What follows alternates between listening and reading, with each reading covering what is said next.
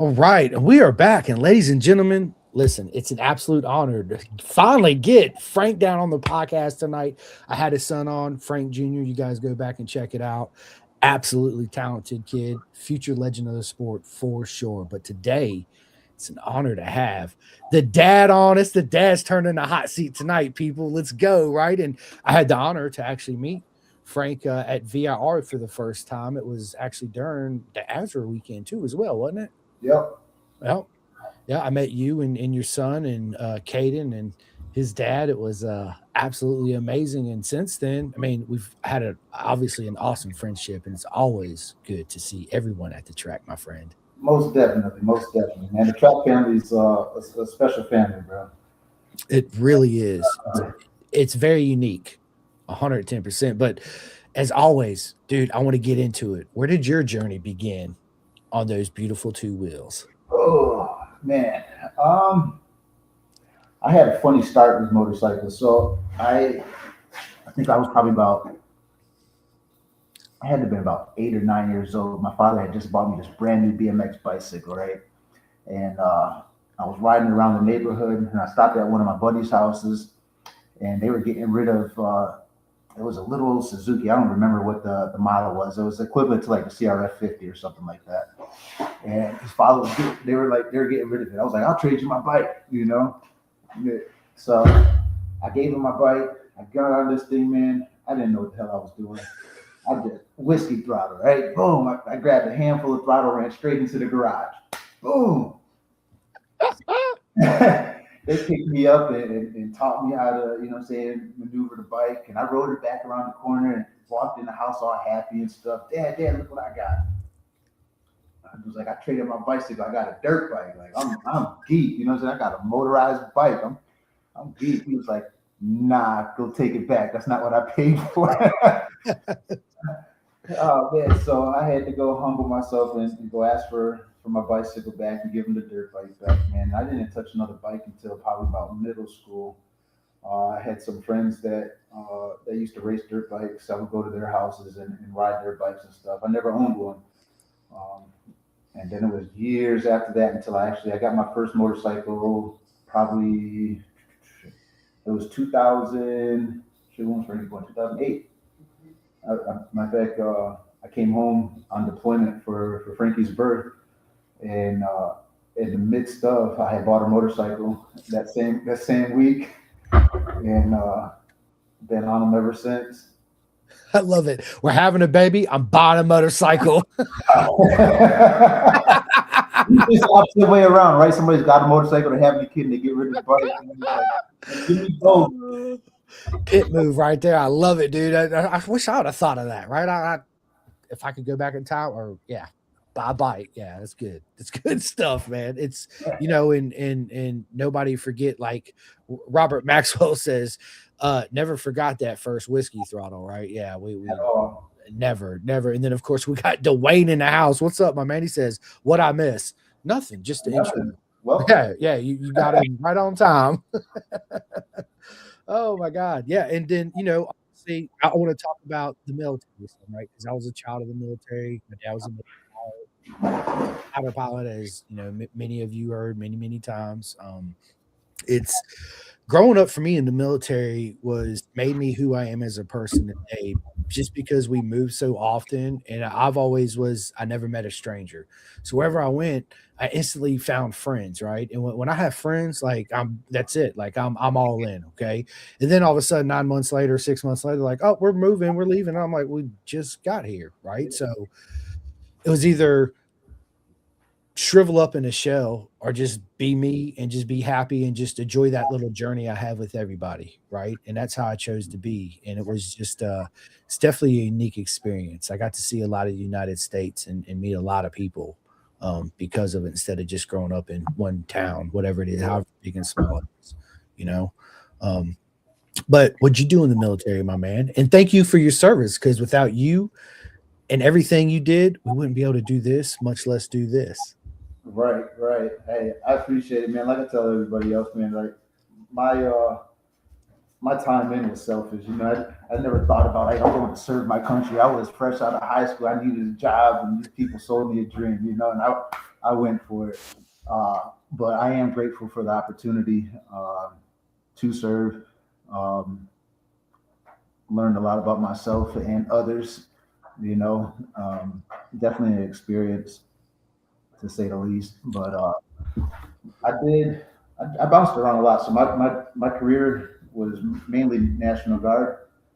So I started off in transportation, and once I got to the one actually once I got to basic training, it was almost like going to prison, right? What are you in for? What are you in for? And that's when my eyes got opened. It was like, oh, there's more than just these type of jobs that they told me about at the recruiting station. Like I had no idea. I saw a Be All You Can Be commercial. I was like, oh, I can do that shit, you know. So I started off in transportation. I did honor guard for 2 3 years. Ended up getting deployed. Came back home, and I was set on trying to go to SF or Rangers and stuff. So I wanted to do the hoorah stuff, right? The cool shit that you see on TV. So I started trying to gear myself towards that. Um, Bounced around through a couple different units. I went to an MP unit for a while. Came back to uh, ETS. After my first break of service, I re-enlisted into a Intel analyst position, and then eventually started working my way. I trained with 20th Group for a while. Went through went through selection, got halfway through the Q course, and got a ECAT. And that was pretty much the end of my career. Then I went back to a transportation unit until I wrote out the rest of my time. I was like, yeah, this sucks. I'm done. uh, Well, you had something good to come home and look forward to too, you Frank. said what? Yeah, I said you had something to look forward to coming home to, which was Frank. Oh yeah, for sure, Frank. And by that time, my daughter. You know, I you know, love it.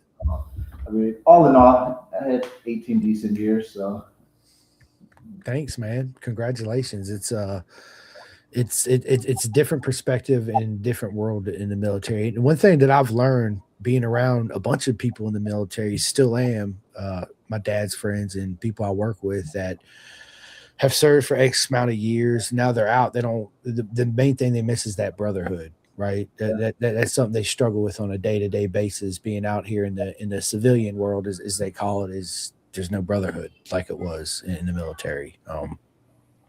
Is that something you struggle with too?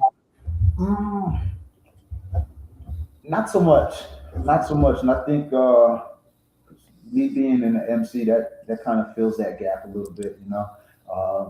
The majority of us were prior service, so we all have that common bond as well. And then also this motorcycle community, man, just in total, not even just on the MC set, but even like with the track day family and stuff like that. Just the relationships and the bonds that you build with a common interest it fills that gap. It's a beautiful circus, is what I call it for sure, right? It's yeah. So when you get out of the military, did you get a motorcycle then, or? No, so I had bikes while I was in. Oh yeah, that's right. You got it when she. Yeah. Okay. Duh. Sorry. Yeah. So at that time, I probably was in for 4 years before I got my first bike. So I joined in '04, got the bike in '08. Um, I had no idea about track riding or anything, so I was being dumb on the streets and stuff like that. As we all do. Of course. Got to Uh, show off, right? Think we know it all. like you know something. You don't know Yeah. anything until you go to your first track day and it's like, oh, I can do this. And then it's just like, holy crap, no, I can't. I can, but I don't know nothing. I I need don't to. know nothing, right. I need to pay attention and ask questions and soak I it was all the in. person on this small bike running circles around me. You think you're hot shit with a 1000 or something, and here comes somebody on a SV 650 running laps around you. It's like, You're like, how's this even possible? right. It's so. Tell us about your first track experience. My first track experience was NC Bike, actually. Nice. NC Bike, back when they used to run it clockwise. Um, that was probably about 2010, 2011 ish, somewhere up in there. Um, Man, we used to have a ball. We went there, then Matter of fact, I only went to NC Bike and the VIR were the only two tracks that I had rode originally. Um, VIR was the first track I got my knee down around the oak tree. Love it, man. Love it. It's that's something you'll never forget, right? First time you put a full leathers on, first time you drag your knee, first time you're on track, the first time you put that orange t-shirt on in that first mock race, they call it, right? It's yeah, all those first. For sure, for sure. But yeah, man, I mean, it was something else. Like we used to, like you said, we used to run the streets like we were on the track, doing stupid stuff. Lord knows I should be dead now. Uh, all the bull crap I've done. Um, but being able to go onto the track and actually understand what the bike is capable of doing and trying to push it to its limits there, um, opened my eyes and kind of fell back off the street riding as much. I had a pretty decent accident in 2012 on the street. Um, this was after another deployment. I came home. I had a crash on all three of my bikes within the same month. Bro. I came home, laid my bike down, low side on the NC bike and the big carousel. That was not bad. You know, I understood what I did wrong there. Got the bike up, was able to ride again. On the street, probably a week later, took a turn too fast, got spooked, went off the road, tore a cartilage off my left shoulder, like it had a labrum tear. I hit pretty hard. Destroyed the bike. Probably 2-3 weeks later, I'm in a cast, like I'm in a sling. I can't use my left arm. I have no range of motion, but I'm like I could still ride. I could put my hand onto the handle grips, you know what I'm saying, and hold on. I can't do anything else, right? But I was like, I'm gonna go ride my dirt bike. So I had a CRF 450, and I was back there on the gun ranges on Fort Bragg, back there in the backwoods and stuff, and riding and got loose. And I couldn't do anything with the left arm, so the bike was going. I was like, and busting my ass on that. I'm just all torn up now. So I was like, yeah, maybe it's time for a break. So I didn't ride for a while after that. Ended up getting a Harley. When did I get the Harley? I got the Harley 2000, 22, 23, about 23. So I had about a 12-year gap of riding. Got on the Harley and stuff, and then Frankie, getting him into dirt bike riding, and then he moved from the dirt bikes and started getting into the street bikes and stuff. And I was just like, well, shit, I want to go ride again on the track. You know, so chasing him around and stuff, it just come full circle. So getting to see him ride and being able to ride with him, man, it's a joy. It is. It's an absolute joy. I just want to speak on, riding on the street, dude. We all have done those stupid things. I wrecked on the street multiple times. I broke my knee riding on the street, right? Shouldn't be here on doing the dumbest shit you could ever think of doing. I treated it like the Isle of Man TT, bro. Like I had no fear. I could do anything I wanted to do. Nothing mattered. No cop could tell me shit. My parents couldn't tell me shit. Nobody could tell me nothing. Right. Mm-hmm. And it's dangerous, because riding out here on the street like that, you can get hurt, right? Take it to the track. You got all this runoff or wide open space. You ain't gotta worry about potholes and cars and deer and turtles and all this shit running out in front of you. You don't worry about none of that. Plus, a track day is cheap.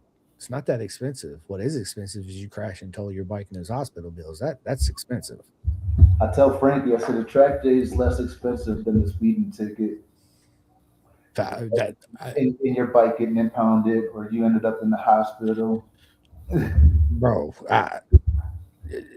it was so bad that I used to run from the police all the time. It used to make me, this is no lie, I used to make a game of it, where so much so that they used to get warrants to come to my house and check to see if I was there on my motorcycle, because I'd run from them and they could never catch me. So they would always come to the house with warrants to see if I was home. My dad's like, dude.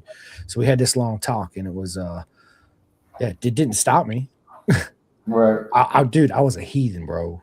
Like, you couldn't tell me nothing, dude. And then I went on my first track day, and I thought I was this I can do anything. I'm gonna go out here and clean them all. Watch this. Hold my beer and watch this shit, right? And I go out there and I'm freaking dead last. I got lapped, and I come off, and my buddy said, "What happened?" Right. And I just laughed. I was like, I don't know shit. I have no clue, like none, right? Like I need to do a school. I need to get some coaching. I need to ask questions. So, and that's part of learning, right? Sure. But once you get on the track and you do track riding and you do a little bit of club racing or whatever it is, and you do finally end back up on the street, let's say you want to go for a ride, right? Because sometimes, like Dwayne says right here, and this pertains to racers too as well. On the street, you try to fill that void of adrenaline that you got from deployment, right? So you used to go into the track all season, you get off season, you got to ride some type of way, whether it's a dirt bike, a Honda Grom, getting on the Harley, going for a cruise, whatever it is, right? So, but you're more aware. You actually know how to ride, right? You don't get spooked in certain situations because you've had the training. You get out there on the track and you learn, right? The biggest fault that I see a lot of people make is their egos, especially when they show up to the track. Mm-hmm. They think they know everything. I had a buddy out in Phoenix when we did it. He was the same way. He's like, I know it all. I know this is bullshit, blah, blah, blah, blah, blah. And I was just like, you're just ruining my day. Like, I don't even want to come back to the track with you. Like, matter of fact, unfriend, bitch. If there's an unfriend button back then, Facebook, it'd be like, click right there on the spot. See ya.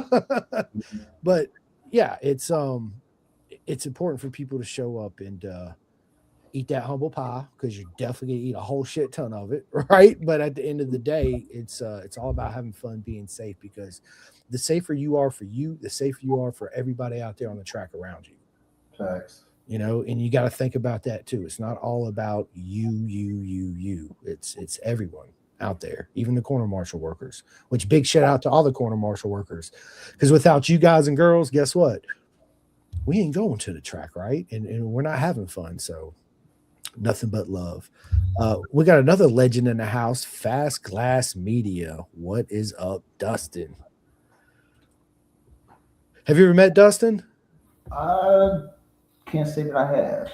Bro. I apologize, because I'm horrible with names, man. Nah, dude, you're good, man. I'll have to introduce y'all together for sure. So listen, you coming back, being in the bikes, loving it. Frank comes along. Did you have the aspirations of getting Frank into motorcycles? Man, I really didn't even think about racing or anything like that with him, or even think to put him into that. Really, Dwayne. I mean, we followed Dwayne and Caden since he was on dirt bikes. Racing and stuff like that never was really like a thought that we can pursue. Even with me riding, I didn't think that it was something that was tangible, that you can the average everyday person could do, not realizing that club racing was damn near, it's like college, right? And then you go and get into AMA and stuff like that, and that's your professional league. Like, I never put it together like that. It was nothing that I was groomed with. Getting a bike was that was golden ticket. Yeah, that was a golden ticket. Being able to do a track day here and there was just like, oh man, I'm doing something. And being able to go to do a club race was like, holy shit, this is a whole nother level, And then going and being like, hey, you're running maybe 2-3 seconds off of pace from professional guys in Moto America. And it's just like, well, damn, you're already there, So it's been quite an eye opener these last couple of years to see what's actually a capability, or able to happen. 100%. Tell us what it's like being a racer's dad, man. Because again, we spoke about this a little bit off camera, and me being a father, I understand when my mom used to be like, I used to come home, it'd be 4:00 in the morning, my mom be up. And I'm like, what the hell are you doing up? She's like, I couldn't go to sleep because I was worried about you. And I was like, Mom, I'm gonna be fine. Don't worry about it. Just go to sleep, right? I never understood that till Rossi come along. Once Rossi come along, it's like I got to make sure he's okay before I can go to sleep, right? But I understood that that father-mother worry right? Yeah. About our kids, because we just want to wrap them up in a bubble and just let them go do what they want. But we want to make sure they're safe at all costs, right? All the time. But you realize that the hardest thing is letting them go little by little as they grow, right? Let's be Yeah. honest. That's what you're doing. You're raising them to live without you. And for me, that's the hardest thing I'm ever going to have to do. It's not, you're not letting them go, but in a sense, it's they move on, they move out to get their own wife and have kids, and then you see them once a week, and it's just it's not the same, right? Let's be honest. But you being a dad, also chasing your son around on the track, right? Chasing is right. Right, that's what I'm saying, chasing his butt around on the track. You know, what's it like for you being a racer's dad, and the mental challenges that come along with it? Man, it's a joy. To tell you the truth, I can't say that I don't have any reservations about it or anything like that, or like get worried or anything. I provide him with all the tools that are necessary for him to be successful and safe at what he's doing. Uh, we understand that the sport is a dangerous sport in and itself, but there's certain things that you do to try to mitigate all those risks and stuff. And at the end of the day, it's the same mentality I had in the military. If it's my time, it's my time. Lord knows I don't want it to happen. We don't, it's not something that's like, we don't expect it to happen, but we know if it does happen, that everything was done to not allow it to happen. If you know what I mean? Yeah. So I don't go to sleep with worry the day before a race or anything like that, or anytime he gets out on the bike. Yes, I do get worried when that crash truck goes out and them red flags come up, and you're waiting to see who all's coming in or whatever. And, once you see your rider come down pit lane, it's just like, whew. Yeah, big who, right. And it's that secondary thought of, damn, all right, well then who did go down? I hope they're okay and stuff. But I mean, in racing total, I think that'd probably be that's the only time that really I feel any bit of worry is when that red flag goes up and you don't see your rider immediately. Yeah. That other than that, man, shoot, I know what's in his mind, because it's in mine. Go out there, I'm having fun. The adrenaline's at an all-time high. The focus is there. You're out there doing something that you enjoy doing, and that's what life's about. 100%, man. Couldn't have said it better myself, man. It's yeah, and this journey that you and your boy Frank are sharing together is such a unique journey altogether. I mean, think about all the sports in the world and how many people do those versus how many people are doing ours, right? So that alone is just unique in its own self. And the people, we said this already, that you meet along the way and the journey, and it's just like it's this huge family that you never knew you had, but you always had it. You just got to open up the door and join. That's all you got to do, right? Is sign up for a track day and keep showing up. That's it. That's all you got to do. It's that simple, right? It's truly amazing. But to have that and share those memories, it's something that you'll never forget, and he'll absolutely never forget it. And then of course when he has his, as I always call him, my mini niece, Right. obviously he'll be like, yeah, introduce him to Two Wheels, because we always want to pass a passion of ours, at least for me personally, something to my son. Right. Something that we can actually do and we love together, right? That's what it's about. And if you don't have the same passions as yours, then you find a common ground to have that same passion that he has for something, or she, and to get that bond. And that's the most important. And that's the main reason why I do the podcast. I've told you this is, if I was to drop dead right now live on this podcast, guess what? He can always go back and watch 500 episodes of me. We always had Dad's voice. Yep. Always hear Daddy's voice, right, wherever he's at. So to me, that's very important. So yeah, and I never thought of it until I started doing it, and then it just hit me, right? It's funny how life works, right? Everything happens for a reason when it's supposed to happen, and it's like when you come on the podcast, right? It was meant to be tonight, right? So just like everything else. We got my buddy, the Ducati dad. What is up, my man? He says, hey. Something I do want to ask you, man, is how did you and Dwayne meet, man? But before we get into that, it says it's been a pleasure watching the boys grow together and have y'all on the journey with us. Absolutely, my friend. For sure. We met through a mutual friend at a local dirt bike track. One of our buddies invited me out to go watch some races at a local dirt bike track, and Caden was racing that day.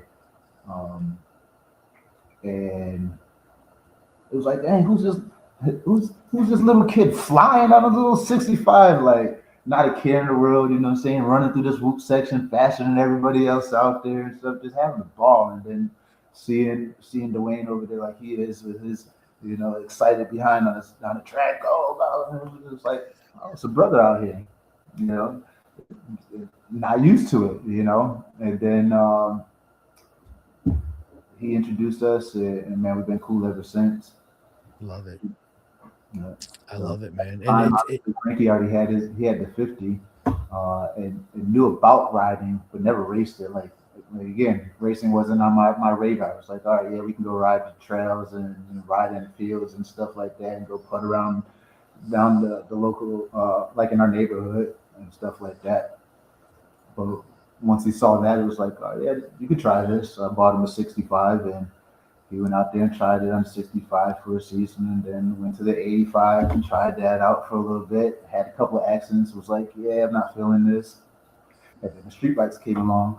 I think Dwayne got Caden and O'Valley. They both played around on that for a while, and then Caden got the 300. And he test rode that. So I think once they switched bikes or something like that, we bought Caden's old bike and got him out there. They tried to track out. Somebody let Frankie test drive a Yamaha R3.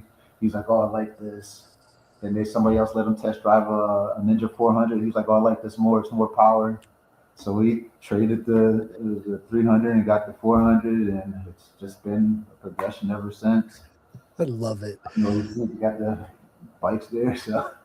I love it, man. It's again, it's such a beautiful journey, right? In a bondship, and to see your son grow up to be a young man, because it's very much a reflection of who you are, Big Frizz, as a human, right? It's your son is a direct reflection of you, and I know him personally, and he's an absolute bro, and you are too, proper mega human being, and it's an honor in this lifetime to be friends, 110%, man. And it just speaks volumes of who you are as a person through your son, Frank, and everything he's achieving out there on the track, and the support you give him, and that unconditional love. And it means everything. I'm sure it helps him free his mind of letting him focus on doing what he's got to do to have the most fun out there on two wheels, right? And not worry about if dad's mad because I messed up this lap, because we all meet those dads that are, tough. I use that word amongst other words, right? Like, what are you doing, bro? Like, no. But yeah, it's good, man. It really is. You gotta have fun doing this. You got to, man. You really do.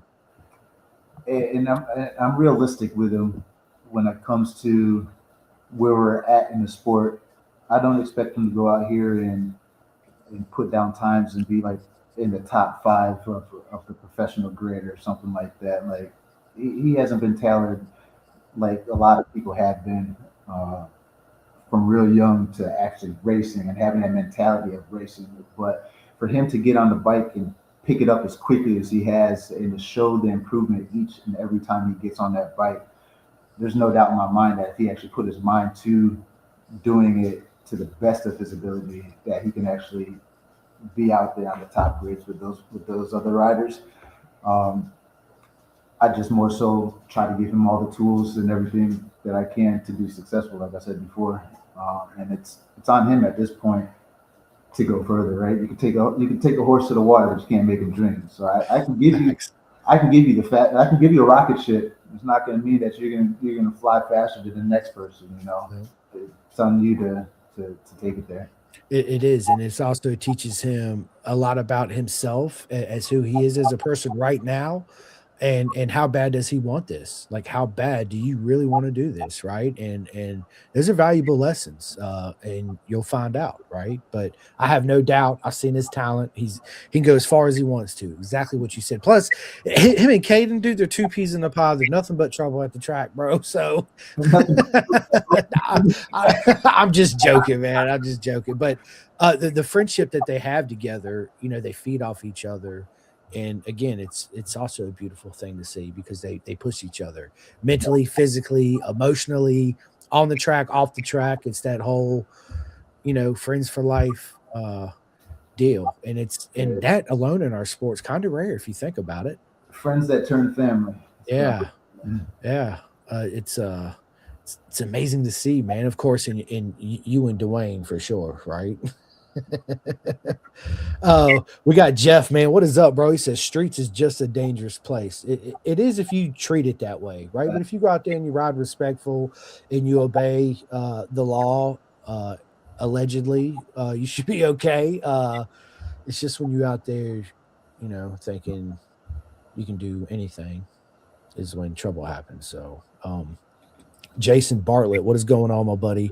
He says letting them live so hard.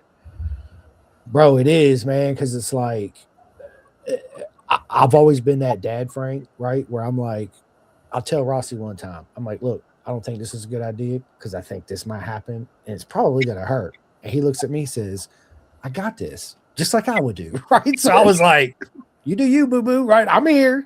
Right. And of course it happens. And of course, immediately I say, I want to say, I told you so, right? Like, but that also is like, I remember we always have those arguments, right? And I told him one time, I was like, look, I've never been a dad before. Like, there's no class on this. There's no manual I can go buy at the store. Yeah, there's dad books, but it's nothing like being a dad, right? So basically, how I'm trying to explain it to you, Rossi, at the time, he was like 7 or 8. I said, every toy I buy you comes with a what? He says, a manual. I said, when you got here, guess what? You didn't come with a manual.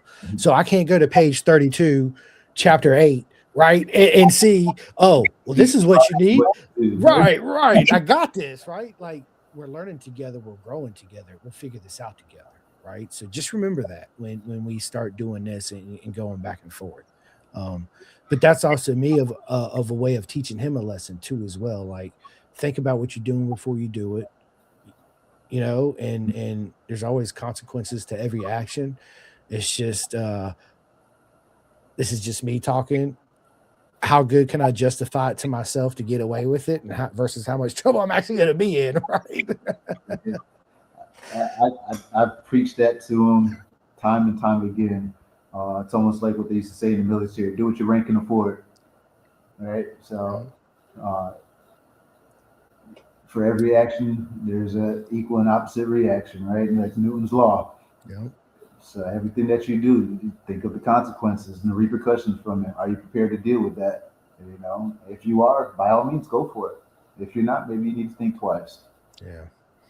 It's hard when you're caught up in the moment, though, right? And dude, we're just kids. We just want to live and have fun, and it's hard at times, and I get it, but it's yeah. But going back, him to lead on Caden and Caden to have him is it's an amazing friendship, man. It really is, and I'm glad to see them push each other.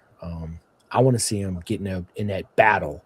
That's what I'm waiting on. I'm waiting to see that last lap battle where one of them going to have to make that decision where it's like, that's it, I'm in, right? Let's go, and that's what I want to see, right? It's going to be fun. It's going to be amazing, and the emotions that come from it. That's why at Daytona, when I had the opportunity with Azure to come down and in the speedway to do announcing, which was one of the best weekends of my life.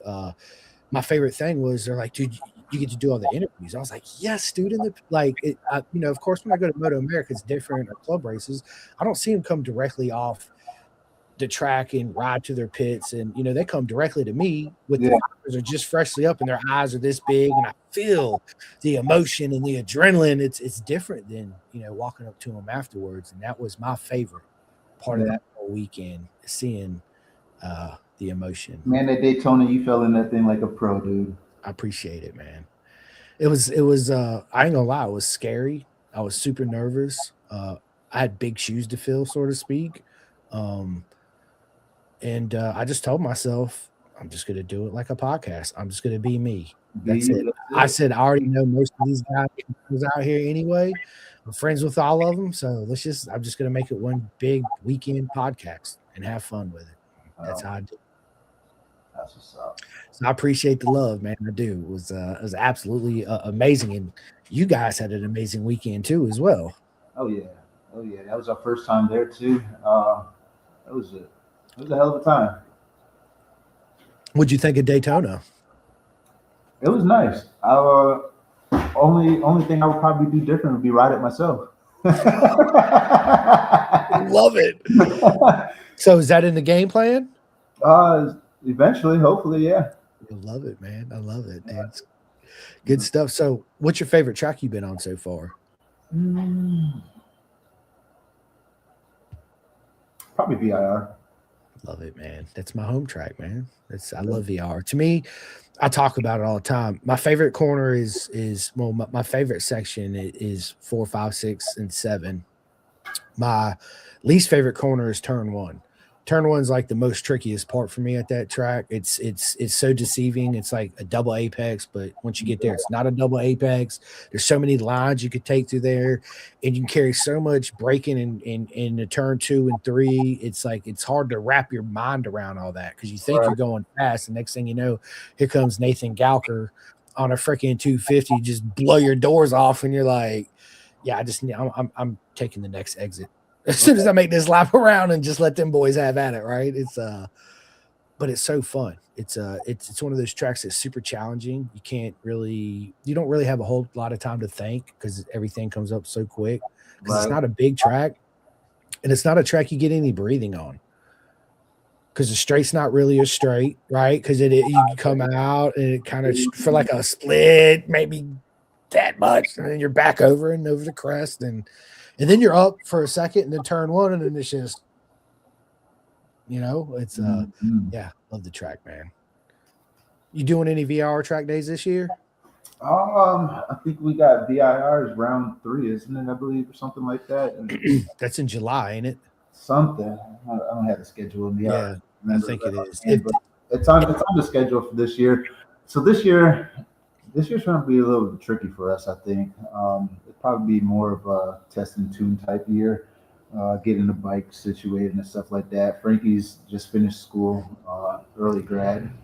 Congratulations, my Um, man. he's getting ready to do a trade school down in Florida. Um, so not sure what the schedule is going to be like and if we're going to be able to make the events or not. But um, I mean, we still got to put the bike together and stuff too. So I don't know how much we'll be able to actually get done this year. Moving on to the twins, I mean, he could still ride the 400s and stuff, but the twins definitely not ready at all by any means. Um, so we'll see. I don't know. Yeah, we'll see how it play. But you down there in Florida, you got SFL Mini GP. He's got a bunch of options he can do down there as far as training and staying fresh on the bike. Yeah, for sure. Uh, That would definitely be my recommendation. SFL Mini GP. Straight, I can put you in direct contact with the owner and set it all up. Most definitely, that'd be nice. They even have bike rentals, right? You don't even have to bring a bike; you can rent a bike there. Mm. So, I mean, TTR 125, whatever. Yeah, They have 300s too, I think. Or you could bring your own bike. But it's a lot of fun. You meet again most amazing people. That's where a lot of the legends are coming from. SFL Mini GP in South Florida, man. Jersey. I wish I had that opportunity when I was a child. Bro, I'm telling you. I gave anything. Don't buy me no more Christmas presents ever. I'm gonna tell Santa, You don't just never give me the one bike and take me to the track. take me to the track, baby. Let's go. Yeah, I wish. Right? It's funny because back in the day, right? Back when we were growing up, as we're getting younger, right now, right? It's we didn't know about it. There wasn't this much knowledge going around. It wasn't that easy accessible as it is today, right? Back then, it was either in Cycle World or Road Racing World magazine. When the road race, it was this big, right? And it was always in the back. Yeah, I got a whole thing of them. I kept every one of them. Dude, I have no idea. I'm a nerd.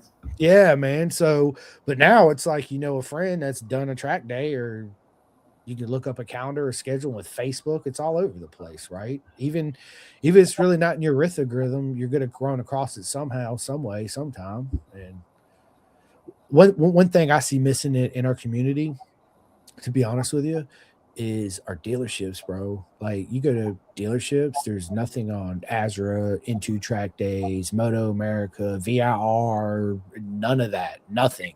Nobody to me, that bikes like that anymore. To go to the tracks or anything like that. I had a conversation with one of our local dealerships about that too, seeing like what their involvement was with racing and stuff like that, and it was just like, just the turnaround for them isn't that great. It wasn't like it is back in the day, like where it opened up so many people to riding or wanting to ride motorcycles and stuff like that. The passion and love for this sport looks like it's dwindling. Like that fire's not there. And I think that's even shown with some of these track days. You can go to a track day now and it'd be like a handful of people there. It's not even like packed like it used to be back in the day. Like, I know there'd be sessions where it'd be like, man, I don't even want to go out there. There's so many freaking people on the damn track, Now it's just like every track session you go out there, you got free track spaces, Yeah, I mean, I contribute that to many factors, right? One, obviously, people ain't buying bikes like they used to. The advertisement of our sport, there is none. Let's be honest, unless you follow this sport, right? You don't know. And those are basically our two biggest killer factors in my book is advertisement, man. Think about if they advertise it like the Super Bowl halftime show. No. Think about if they advertise SFO Mini GP during the halftime show or on NBC News, or, hey, this weekend coming up, guys, don't forget, Into Track Days down at VIR. If you're in Atlanta, you got, Cycle Jam going on, or blah, blah, blah, blah, blah. Then people are aware of it. There is none of that. Even at dealerships now, I feel their excuse, but I don't feel their excuse, because at the end of the day, it's not about you and your dealership. It's about us as a whole, as a community, as a sport. And that also starts with your dealership, because that's where we get our bikes from. Accessibility too has a part to play with it, I would say too. It does. About the communities that actually have the means to facilitate any of these events or anything like that. So unless you live around VIR or CNP or Roadland or something like that, the possibilities of those younger individuals going to those tracks is far and few in between, because they're not going unless their parents are into it. It's not like you've got Fun Zone down the street that's got go-karts and everybody's wanting to go ride go-karts, and you got like a local track or something, and they're like, hey, I can go try this out. It's not something that they're exposed to, I would say. Exactly. Exposure, advertisement, getting it out there, right? Like, you're right. Again, there's many factors, Frank. Another one is accessibility. Like, as far as, you get out there and get on the track, but as far as making that next jump to like Moto America and the Talent Cup, dude, it's a huge financial burden for any family to get into that Talent Cup, right? The bike alone is $30,000. You gotta have a spare bike, that's $60,000, right? And then you gotta have spares on top of that, plus with the fees and the travel. And it's like, dude, you're $140,000 in your entry level season. Like, there's got to be a way we can make it more accessible. It's always a double-edged sword. On the flip side of that, insurance is going up, the premiums are going up, track days are going more expensive because track rentals are more expensive, and that vicious political bullshit cycle that I hate talking about. So I'm gonna stop talking about it right now because it's making me mad, right? So we'll move on to another subject. Oh my God. Mario, what is up? Ferroni in the house. He says, been amazing and happy to have front seats to Caden and Frankie battles. Both kids are not only great riders, but amazing young men. Yes, they are, my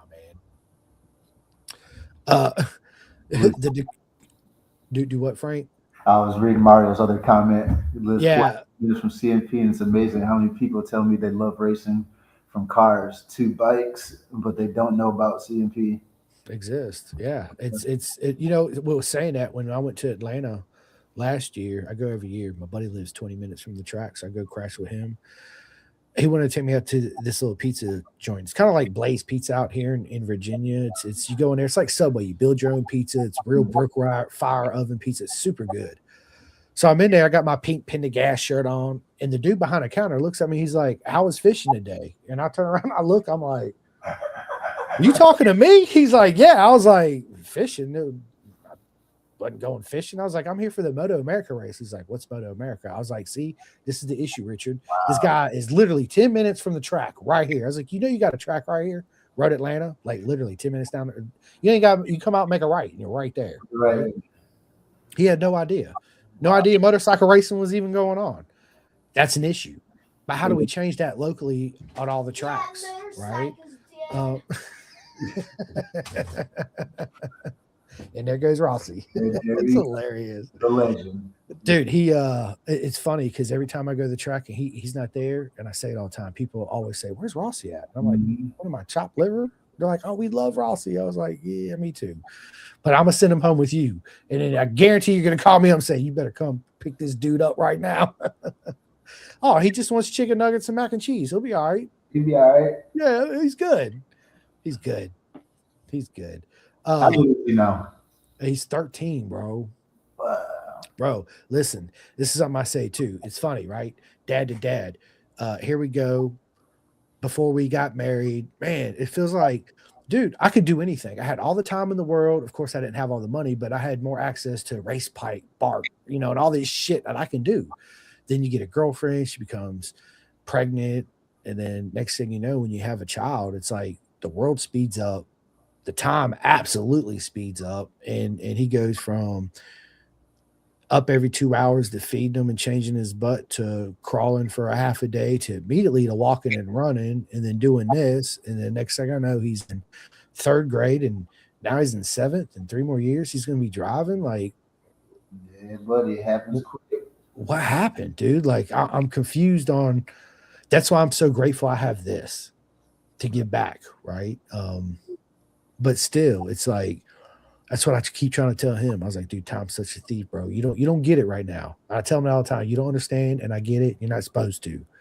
But one day you're gonna realize, dude, we got this much time. Literally this much time, right? Not trying to scare you, but time flies. Enjoy the moment. Bro, enjoy the journey, dude. That's what it's about. It's not the destination. We all got 2 destinations in life that's guaranteed: taxes, and you know the other.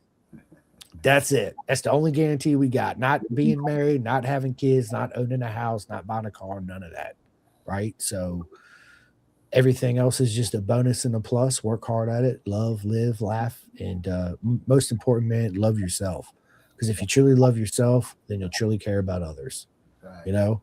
So I went on a little tangent right there, but yeah. So moving forward, congratulations again. Finishing school, getting into trade school, making that next jump. And that's why I ask, you know, Caden and all of them, what are you going to do for a living? Like, racing's not everything. Like, you gotta look ahead. Like, what you plan on doing? Being a welder or plumber, or you got to have that fall backup plan, right? There is a lot of people that don't have a fallback plan, but it's a smart move to. You're never going to have a passion like motorcycles, right? But to develop some type of other like away from racing that you can earn and make money off of doing, right? You know, to provide for your family so you can continue. Because one day you're going to have to buy your own tires and buy your own body work and your own rear sets and your own race fuel. And bro, yeah, Dad, I need $100 for gas. I got everything else for the track, but I need $100. All right, I got you, right? Because I know I would. Yeah, 100%, I got you. Right. But they don't think about that, right? But it's good because when they have that mindset and they're doing, you know, something else for a career, then they earn their own money and then they see how expensive the world really is. Respect it a little bit more, bro. I'm telling you right now. Appreciate it. That's the struggle I'm having with Mr. You Know Who out here. And you know what's funny, dude? And you dealt with this, right? Let's just be honest, man. Like I would literally tell Rossi something, and you could come up to him and tell him the same exact thing I told him, and he'll look at you and be like, "Yeah, no problem, I'll do it." And I'm like, "Dude, I did what?" Right? It's funny how kids are like that. Like they hear you, they don't believe dad, right? On certain, I don't believe you, whatever. I know it all, I'm and then just you'll tell him the same thing, and he's like, maybe dad ain't as stupid as I think he is, right? I'm just dead. Only been there, done that. Don't know what I'm talking about. That's it. Like, dude, it was funny the other day. As soon as I said something, he starts defending himself and doing all this stuff. I was like, I'm sorry. I keep forgetting you know it all. So give me your cell phone, give me your tablets. I'm gonna throw all our phones away, all that shit, because you know it all. So I don't. We don't need any of this. It's gonna save me a lot of money on bills as far as cell phone payments and all this, right? And we could use that for other things. And he was like, "No, I don't know it all." It's hilarious. I was like, "I got you. I should have recorded that. That I should have recorded." Uh, dad, being a dad's not a job. It's a lot of fun. I agree. I'm the yes dad, 100% the yes dad. He's like, we should jump off this bridge. I throw a rock down there. Yeah, it seems deep enough. Let's go. Right? I'm that dude. Yeah, let's go. Right? Mama's, yeah, she's like, don't you, blah, blah, blah. We're like, see you on the other side, babe. Let's go. I'm a quick no dad. I'll say no quick, and then I think about it for a quick second, and then it's just like, all right, weigh the options. All right, maybe. Not me, dude. Because you know why? It's like, again, I always try to remind myself that, dude, this is short. This is a moment I need to enjoy. And, dude, let's just have fun with it. If I get in trouble with my wife, I'll deal with it, right? Like, it's cool. It's good. I got this, bro. I got this. We've been married 17 years. Like, we're good. We're good, good. How long have you been married? We've been married 14. We've been together 23, 22 years. 23. Like, in your background. How long we been married? 14. There we go. She's like, you better get this right, boy. What are you doing? You're in trouble. Long enough. You're making your own dinner tonight and cleaning up, buddy. We already went. No, Yeah, right. We already ate. Yeah. Dwayne says, don't mess it up. But you know, you married that long. It's like you have just an understand. You just look at each other and already know, right? It's a beautiful thing, man. Congratulations. It's far too often that people don't stay together anymore and try to work it out amongst themselves, right? But yeah, again, congratulations, my man. So, dude, I gotta talk about your roofing company, man. I think it's absolutely amazing. How did that come about? Oh man, I was doing insurance adjusting, and it was had me back and forth out of town for a while. This is after I got out of the military. Uh, Wife wasn't really feeling that. She was like, "You did deployments while you're in the military. Now you want to be a civilian and still leave the house. So you need to find something close."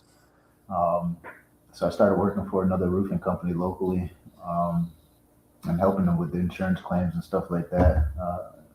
And we eventually parted ways, and I started my own company. So it's been about 6 years now. Congratulations, my man. And dude, tell everybody what it's called. There it is, right? Vertex Roofing and Restoration out of the Fayetteville, North Carolina area. There you go. So if anybody needs any of that work done, please do not hesitate. Reach out to my man Frank right here. He'll definitely take care of you. Yes, sir. Best roofer in the state. Your top choice. That you heard it first, right? Like easy plug on that one for sure, dude. Congratulations, man. It's one thing going out on a limb, starting a business, working for yourself, but it actually be successful and work again. That just shows a lot of who you are as a character, right? And as a person, man. So congratulations on that, man. It was definitely a journey, man. It kicked off right in the height of COVID. I had I got fired for better terms or whatever. They decided to separate. I think they realized they were paying me more than they wanted to, but we won't go into. They had hired this new guy really to take my position. And I took him all their company stuff back to the office and stuff, and he was giving me a ride back. I had a company vehicle and stuff. He was giving me a ride back home, and he made the comment, "Man, you should probably try your own thing." And I was like, "Man, I don't want to hear that shit. Like just drop me off at the house, like I was like, you know what? I should start my own stuff. I was like, I brought you all of my information and my knowledge. I know everything that you guys are doing already. Like I know the job. I did roofing when I was in high school. I've done all the labor. I've been through all tiers of it and stuff. So yeah, I could do this for myself. Turned around and got COVID, so I'm stuck at the house, no job, sitting in the house, quarantined. I'm like, all right. So I wrote up a little business plan, and as soon as I got cleared to go out amongst the population, like we hit the ground running. And my father gave me a $5,000 loan so I could pay for materials and pay labor for these guys that had already contracted this lady to do her roof. And we knocked that one out. And then I got a call from somebody else who saw some work that we did previously, and I was working for somebody else, and man, it just snowballed. I think my first year, I was surprised when I did $500,000 in my first year, and then it just kept going and going and going. I was like, oh man, I'm loving this. I should have did it earlier, right? Why didn't you guys fire me earlier? Right? Call them up, be like, what were y'all thinking? You should have let me go. That's awesome, man. Congratulations. It is. Great set. Proud. Dude, you're a proud father, right? Proud husband, proud business owner. Dude, I'm proud of you. Absolutely proper mega life, man. For sure. So, well, saying all that, man, all your visions and dreams, all your goals in life, dude, I hope you achieve them 10 times over. 110%, man. Again, I'll say it's an honor to be your friend and part of the journey, so to speak, right? Yeah, good stuff, man. Listen, bro, we're almost an hour into this podcast already. I want to transition and ask you a couple personal questions, and then yeah, I'll leave you to it. I know we're supposed to be getting this shit storm here in Virginia, and I know you guys are too. They say we're supposed to get a couple of bad days. I'm waiting to see it. Yeah, me too. They're calling for like 24 inches here or some shit like that. I will get 2. Facts, dude. You know what's funny, dude? I went down the grocery store and it's like, bro, one grocery store ain't got milk, the other one ain't got no eggs. It's like all this shit. People are everywhere and gas, and I'm like, y'all have never seen snow before? Like, we live in Virginia. It snows. Right. It rains. Like, what? I can see if we're getting freaking 18 feet. Then I'm just leaving. I'm not even gonna stay here. I'm going down to Florida. I'm calling up somebody. Shit, I'll sleep in my truck somewhere on the side of the road. I'm not staying here, right? That's how I feel about it here. Like, everybody here buys up all the bread and milk. And I was like, this is only gonna last for like 2 days, right? And the day it does happen, it's probably gonna be melted by the end of the night. But like, relax. It just goes to show how many sheep there are in this world. Yes, sir. 110%. You heard what I just said, people. Take it to listen. Sheep. I can go on about this COVID, right? But I'm not. I'm gonna stop. I'm gonna stop. I'm gonna stop. I'm gonna stop. Jason Griffith. He said, "Respect. You are legendary." Yeah. Jason's a legend, bro. He's dude. I had him on my podcast. He's absolutely amazing. I can't wait to sit back down and do a part 2. He's dude.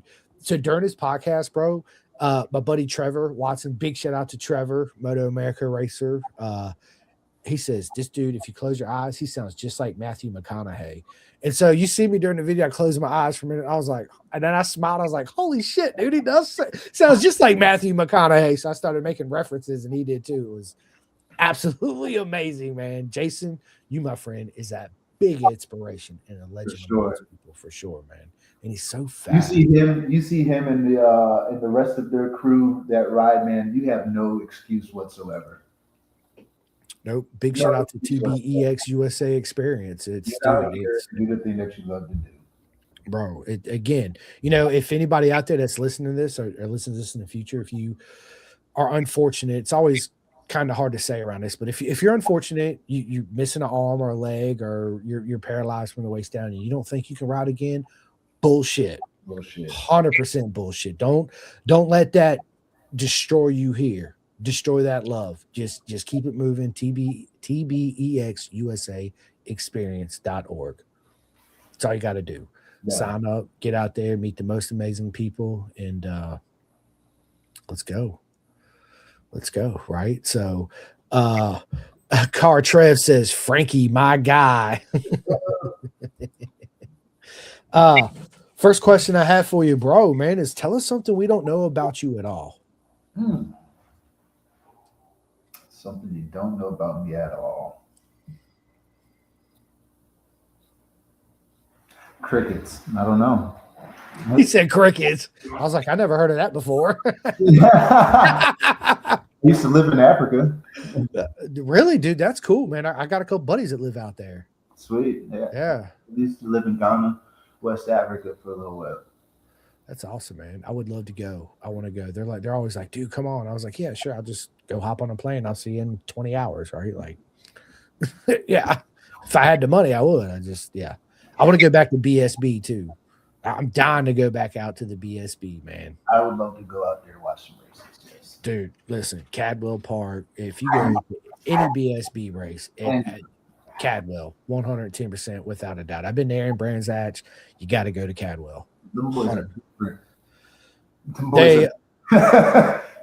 To me, it's my favorite production racing in the world. Dude, to me, it's the Alaman TT, BSB, and then everything else. And that includes MotoGP, World Superbike, and Moto America. It's just, dude, the sport, the racing, they're racing 230 horsepower motorcycles with hardly any electronics on it. It's just, dude, it's proper mega, right? Let's just be real. Are narrower too, aren't they? Dude, Cadwell Park, bro, when I showed up there, I about shit myself. I was like, you got to be kidding me, dude. It is literally, it is nothing, dude. It is not wide at all. I have to send you some videos because I was out there on the grid and you'll be like, bro, you kidding me? Like, put it this way, 2 Mazda Miatas couldn't fit side by side at all. It's crazy, especially the back section. Once you come over that mountain jump, it goes down to this little straight, and it's literally like first gear on a super bike, I think, or second. You barely touch the throttle. You're just like left, right, and then, but it's so close, like literally we can stand there and almost reach our hand out and touch them in certain sections of that back section. Wow. And then you got tires, you got trees, you got hill, and then it comes to a hard right, and literally there's a fence with tires on it. And it goes to a hard right, goes down a little straight with nothing but trees and fences, and then it goes to another right down the front straightaway, and it's just brilliant, bro. As they say, it's a man's track for sure, dude. You got to have big kahunas to ball around that track, dude. And it's one of those tracks that you really got to know. Of course, all track is, right? It's a beating horse. You got to know the track, blah blah blah. But it's got a lot of blind corners in it too, as well. Right. So if you got ride 5, ride 4, bro, play Cadwell Park. Turn 1, dude, is like 5th gear, wide open to a left up a hill.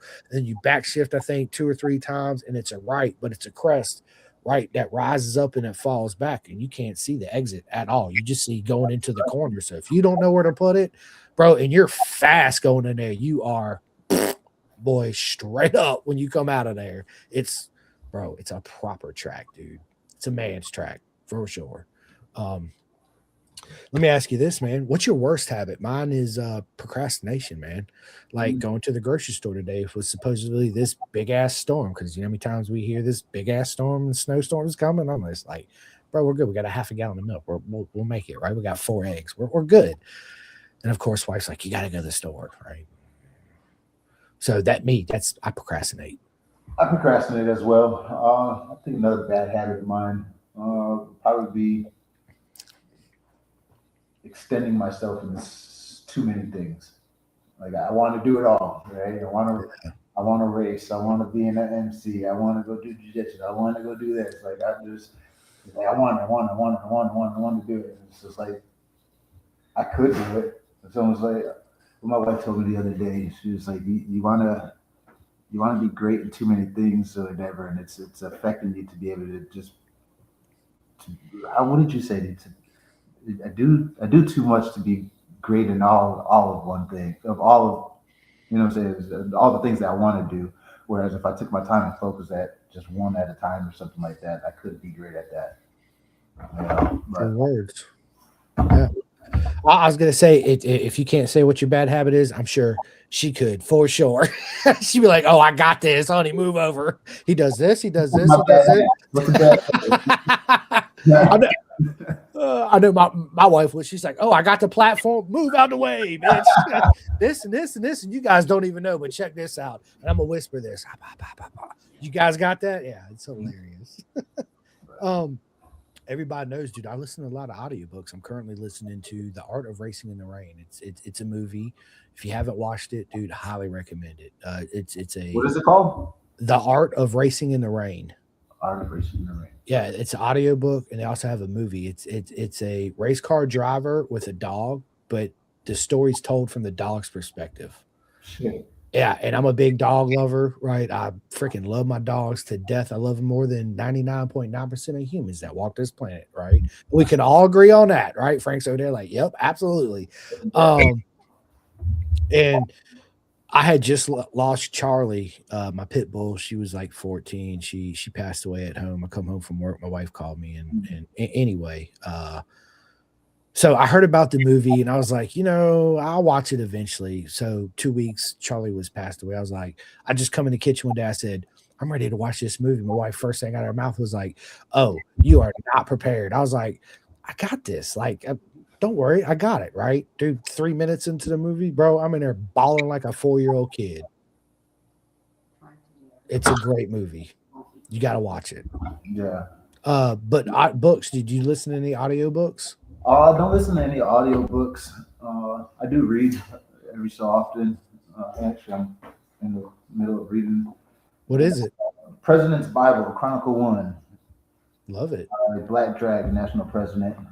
Just trying to tap into what it's like being a president in the MC and stuff like that. It's curiosity. Yeah. Being an MC, seeing what it is that our president goes through, and other MC presidents, and what it took for people to get there, what it's like, and stuff like that. I read a lot of stuff that. What else I got over there? Read a lot of jujitsu books. Read a lot of dog books. Stuff that I do, racing motorcycles. Yeah. I love it, man. I love it. I listen to all kinds of books too myself. I think it's good. I do read my shop manual for my motorcycles, right? That's about it. And cooking books when I cook a recipe. Other than that, I ain't got time to read, bro. I'd rather throw my earbuds in, throw it on when I'm driving to the track or whatever, and just listen. I'm at work, instead of hearing all this shit at work, I have earbuds in, podcast, audiobook on, baby. Tune everybody out. Let me just be me and leave me alone. That would be my son for sure. Yeah, 110%, man. Podcast. What podcast do you listen to if you listen to any?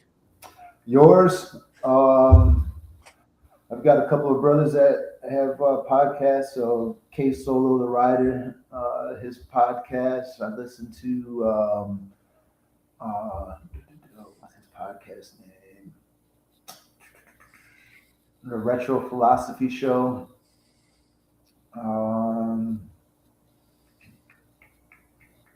That's really it. Oh, I said, yeah, all motorcycle stuff. Of course. What else would it be, right? Like, yeah, 110%. Dude, let me ask you this. If you could travel back to any era of time, what time would you travel back to?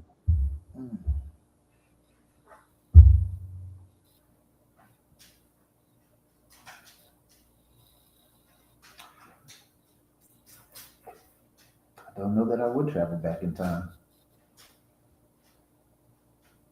You can travel back just to see something. Like, I just want to see a dinosaur for the day, or how the pyramids were built in Egypt, or I want to see Genghis Khan cut somebody's head. I don't know, anything, right? Like, I want to go to Area 51 when the aliens first came, right? Like, well, whatever it is. I don't know that I would rather travel back in time, but you got to appreciate the time that we have and travel somewhere. Great answer, man. I love it, dude. Absolutely love it. Do you cook? Are you a cooker? You like to cook? I heard that. Yeah, we all heard that. All right. Next question.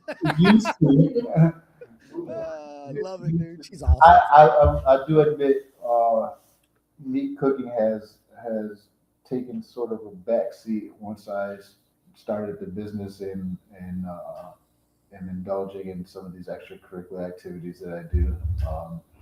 The wife has actually picked up the slack on that a lot, and it's appreciated. Love you, Ben. Thank you. Thank you. We appreciate you. We do. And for everything you guys do, even my girl. I tell my queen all the time. I was like, "You're the queen.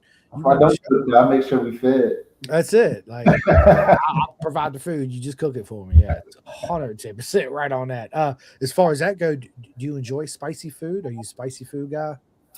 Spicy as long as you can enjoy it.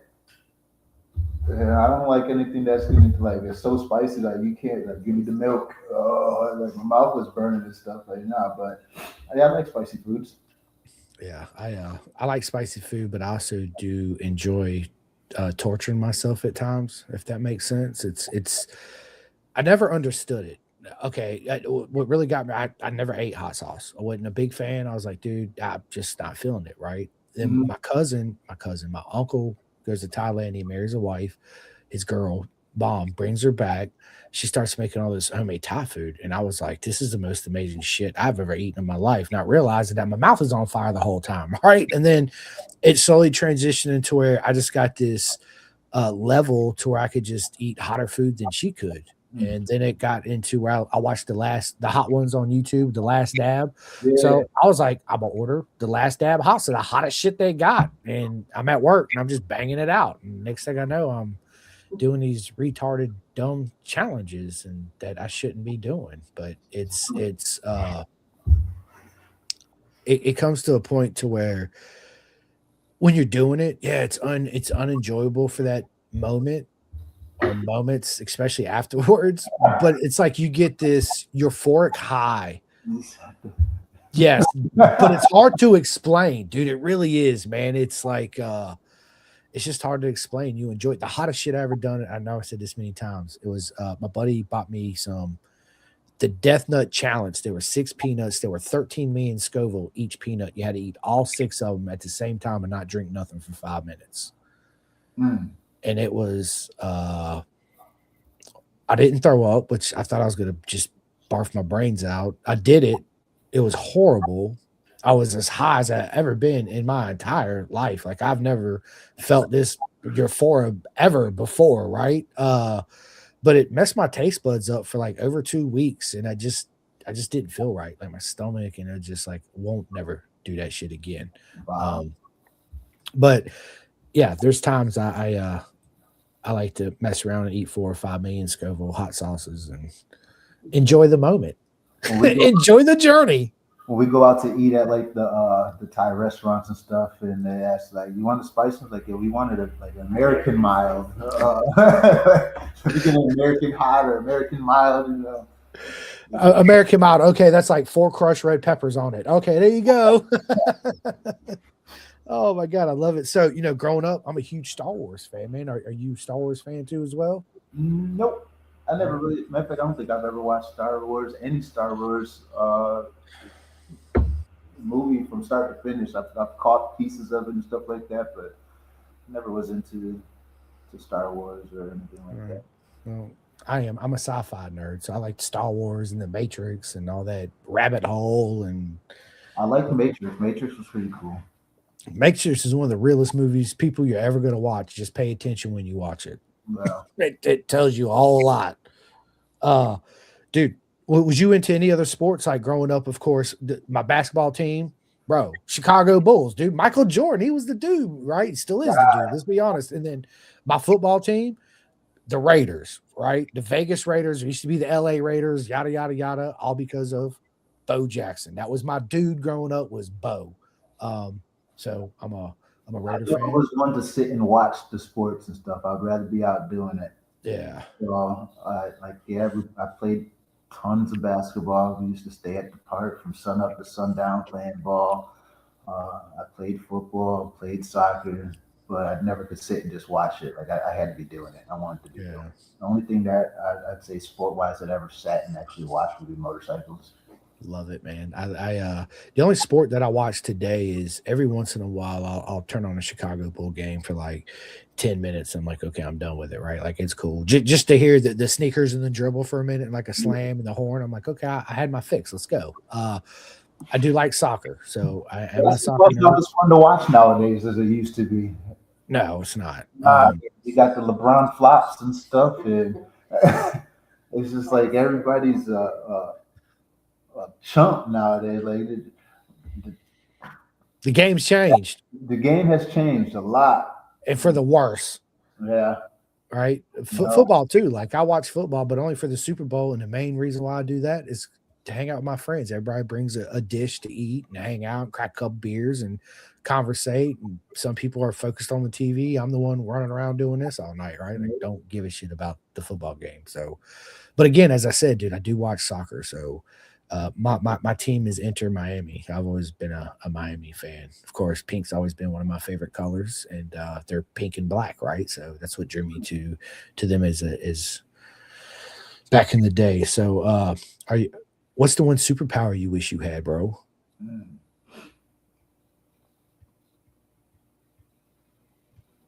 Healing.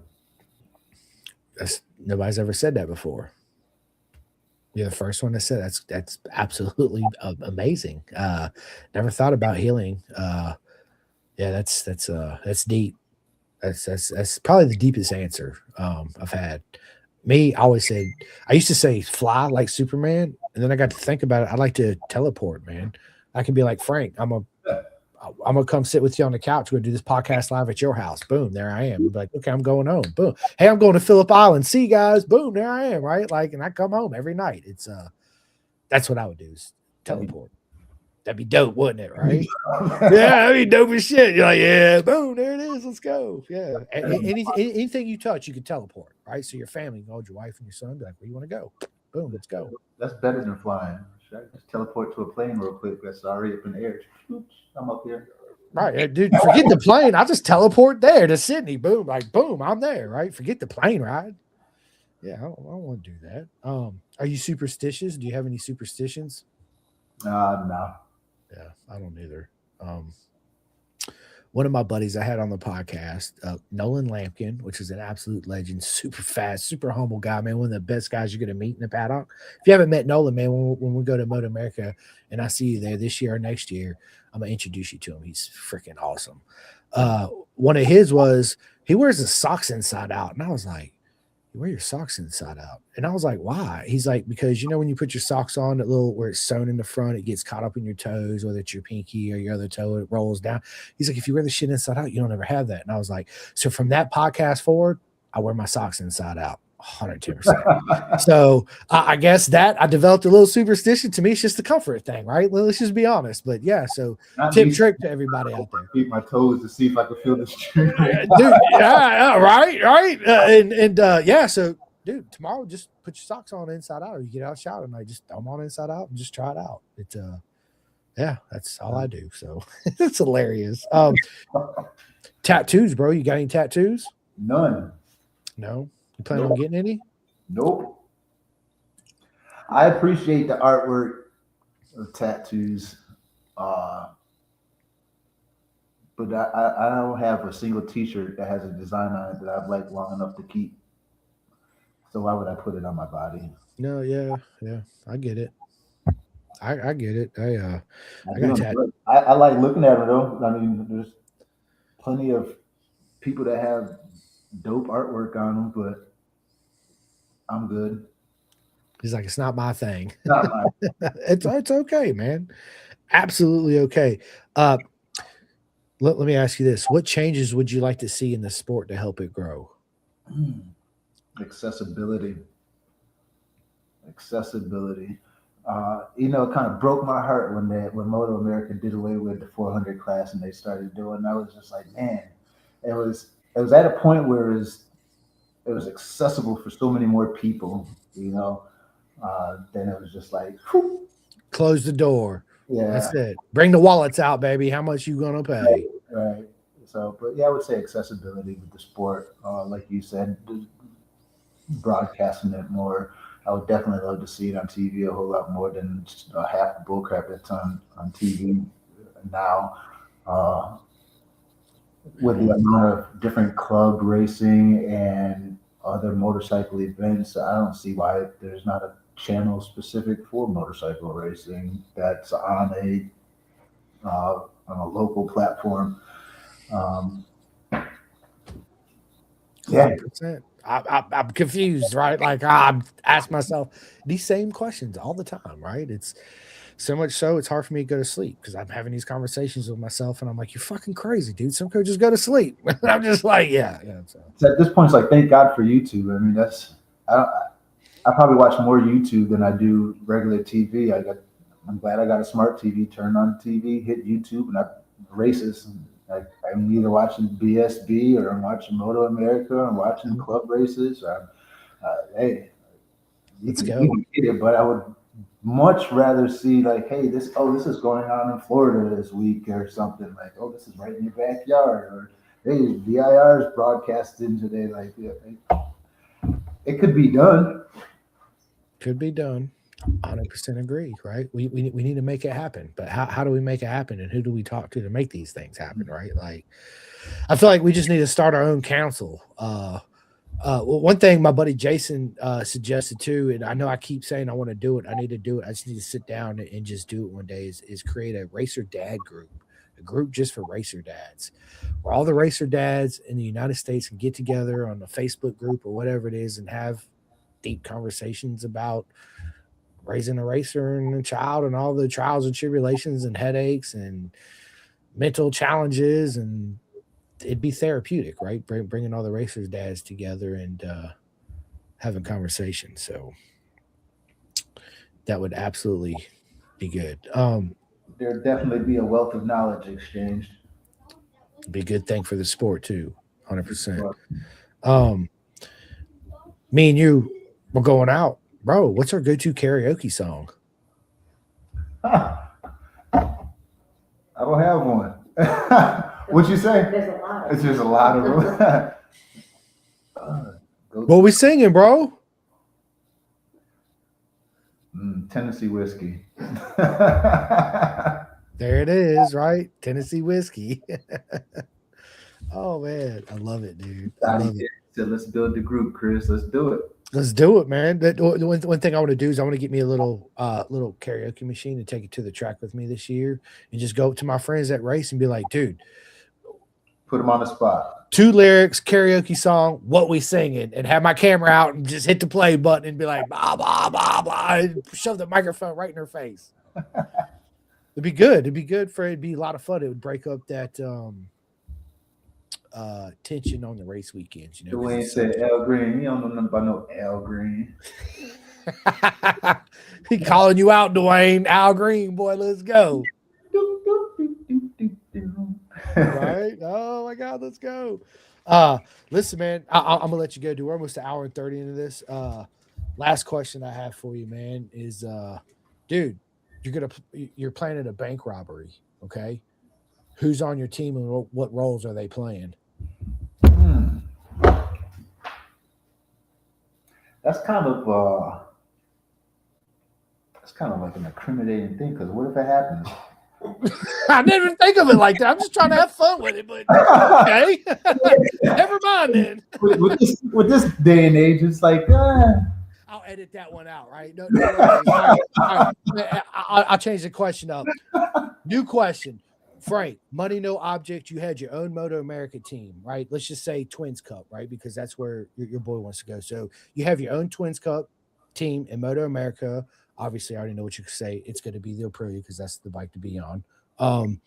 But who are the 2 current riders in Moto America that you would put on the bikes, and it cannot be your son or Caden? Because I already know that's who you're going to put on there. 2 current riders in Moto America now that would be on my team. I like the Mario. Pretty humble kid, pretty fast. I like him. Consistent. And I like Blake Davis's style.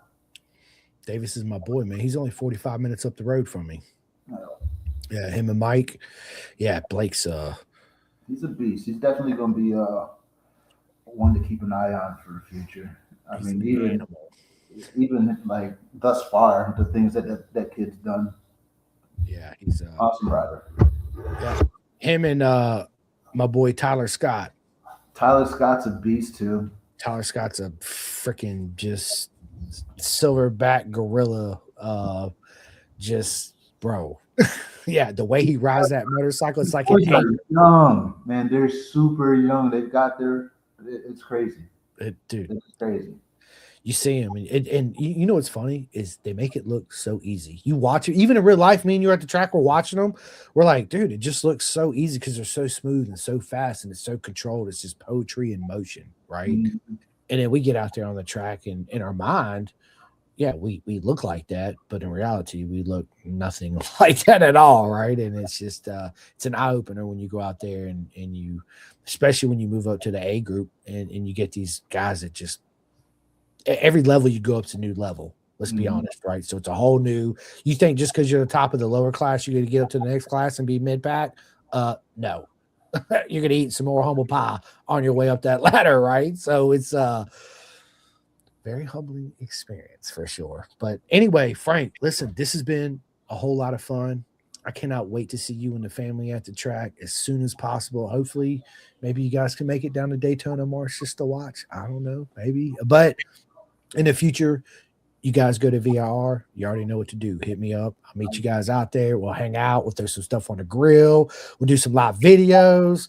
We'll talk a lot of trash. We'll have fun. Karaoke. You already knew what I was going to say next. And sing some karaoke, bro. Facts on that. So, listen, this has been a lot of fun. I'm going to let you end the podcast. But first, I just want to say, again, as I always say, seriously, if it wasn't for each and every single one of you, Frank included, coming on this podcast, all the love that I get, all the likes, all the subscribes, all the messages, I would not be here. It's because of each and every single one of you is the reason why I'm sitting in this chair. And I'm truly grateful. And it's been an absolute honor. And I love each and every single one of you. I hope your guys' weekend is as proper mega as each and every one of you. And there's so many people I want to give a shout out to. I will give a shout out to a couple of them. Big shout out to my new sponsors, Kamani, AGV Sports Group. It's 2026 people. Take that off the rack suit, give it to your girlfriend, give it to your wife, make a purse or a backpack, and give it to your loved one right out of it. Get yourself a full custom suit. It makes a world of a difference. It really does. If you're interested, hit me up. I'll get you into one, no problem.